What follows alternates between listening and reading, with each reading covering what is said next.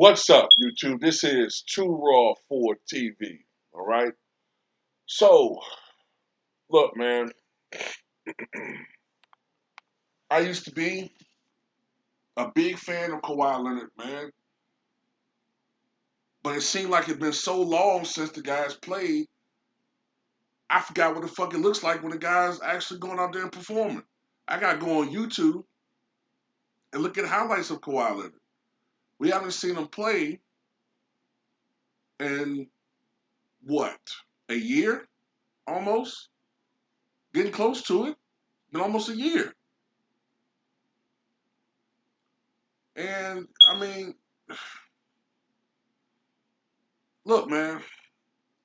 A cold hard truth has to be said here, and that is if Kawhi Leonard has lost his desire to play the game of basketball, if he has lost that competitive fire to go out there and play with his soldiers, because I mean, if you're a leader, that's what you look at your teammates as your soldiers, or at least your brothers in arms.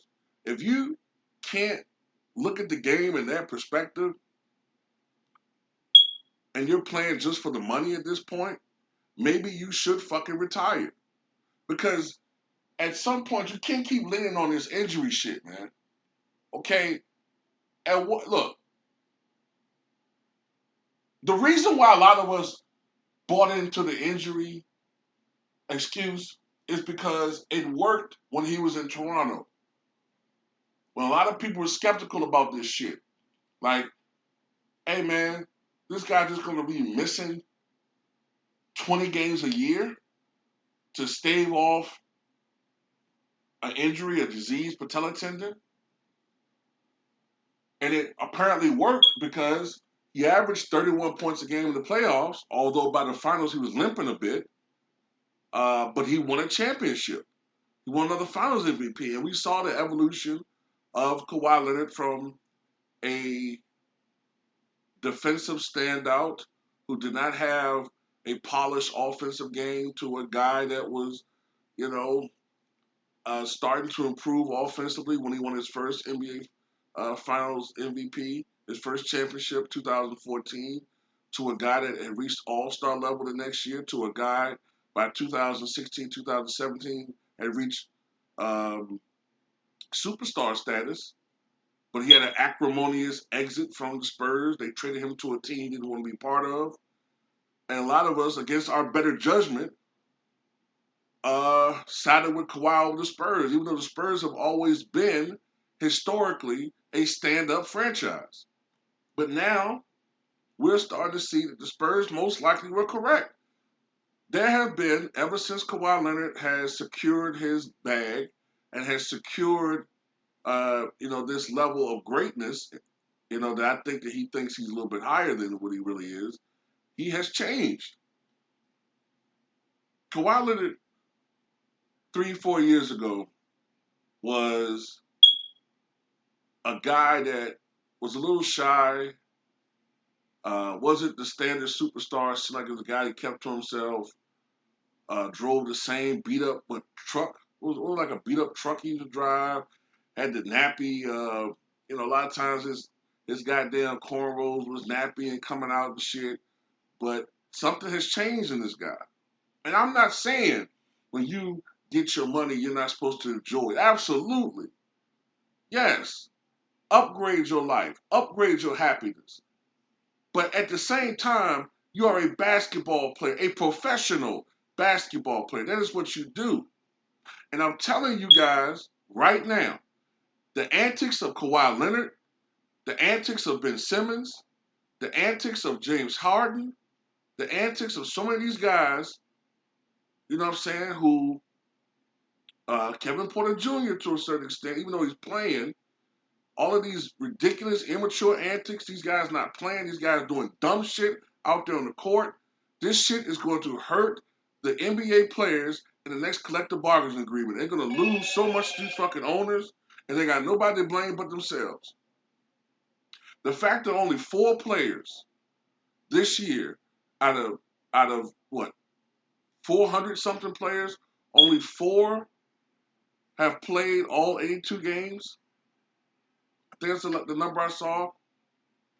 Is incredible.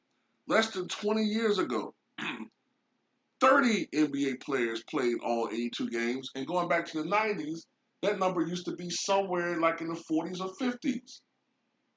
I'm not saying every player plays all games, but man, at least make an effort to go out there and play.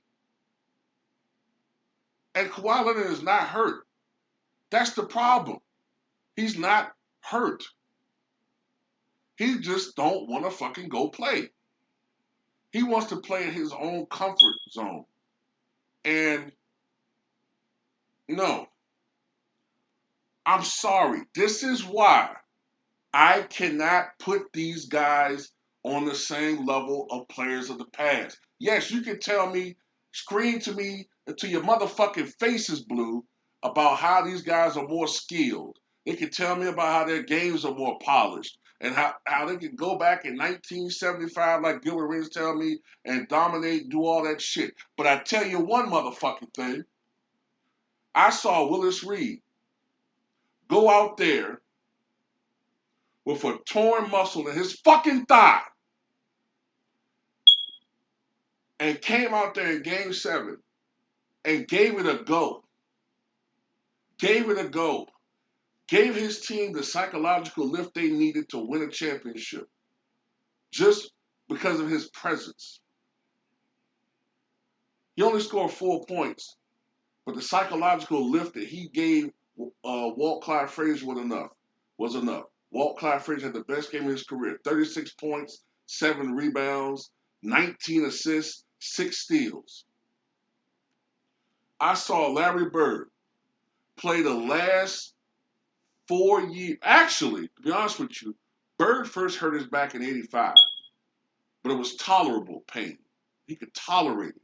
By '88, '89, it was excruciating back pain that he had to go out there every goddamn game. He needed back surgery, which would have probably ended his career.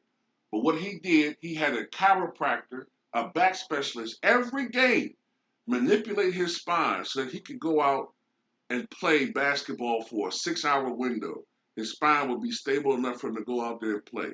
If he got hit the wrong way, ladies and gentlemen, he could have suffered paralysis. Not to mention, he was also going out there with his fucking feet fucked up with bone spurs. But he went out there and played because he owed it to the organization and he owed it to the fans who pay their hard-earned money to go watch Larry Bird play. That he couldn't do it every fucking game because sometimes the pain was just too excruciating. The injury's too severe. But he went out there and he played. Kobe Bryant went out there and played because of the same philosophy. Charles Barkley went out there and played. Charles Barkley wasn't always healthy. Charles Barkley had back problems. Charles Barkley had, I think, if I'm not mistaken, issues with his knees, issues with all types of shit. But he went out there and played. Shaq had issues. He went out there and played. I saw a game, Michael Jordan. I saw this. I watched the game. I think it was against the Miami Heat in 1996. Michael went out there and dislocated his fucking finger, right? That type of shit would keep one of these sissified ass players out for a fucking month. Mike went out there on the sidelines, cracked that motherfucker back in place, taped it up. They put a splint on it. He taped it up.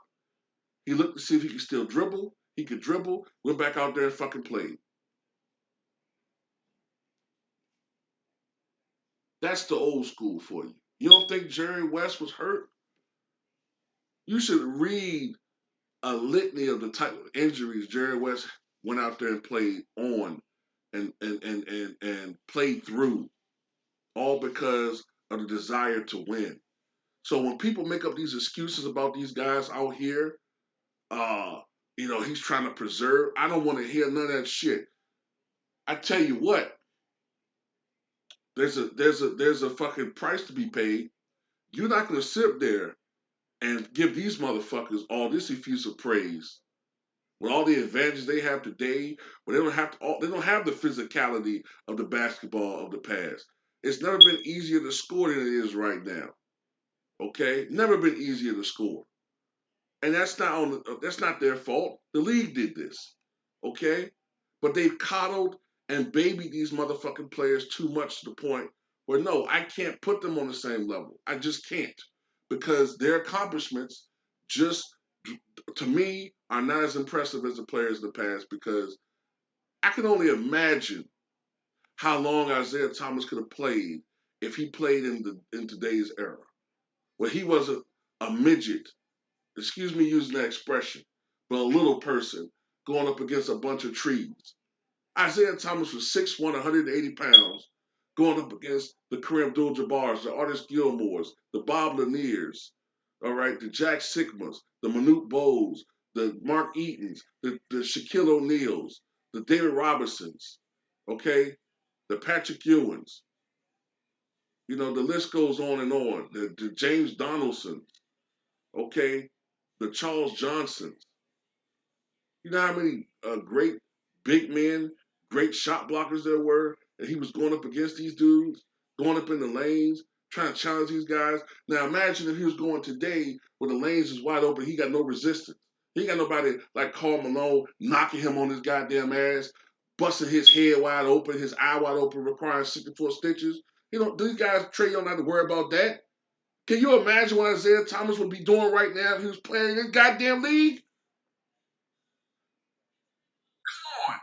You want me to put goddamn Steph Curry ahead of Isaiah Thomas? I'm not going to do it. And I'm going to tell you something. Kawhi Leonard is great, but because of the games he's missed, because of the fact that he don't show the same commitment to being great that all these other players in the past have had, I cannot and I will not put this dude more than the top 40. I won't do it. I don't care who tell me where he's supposed to be. He's not top 40 to me.